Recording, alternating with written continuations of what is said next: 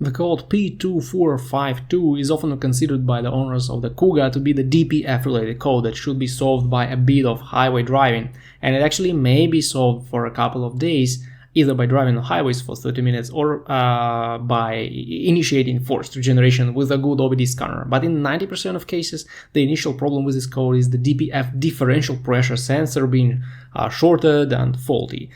This is the sensor that has two tubes coming into it. The first tube takes exhaust pressure before the DPF, the second tube takes the air after the DPF.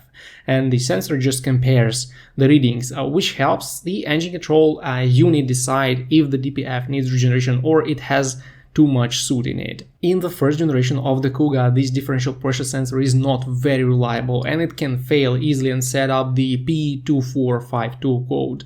Usually the reason for this problem is water intrusion in the contacts, but sometimes these sensors just die without any obvious reasons. The good thing is that the sensor is mounted near the battery housing under the bonnet and it's quite easy to replace it on your own.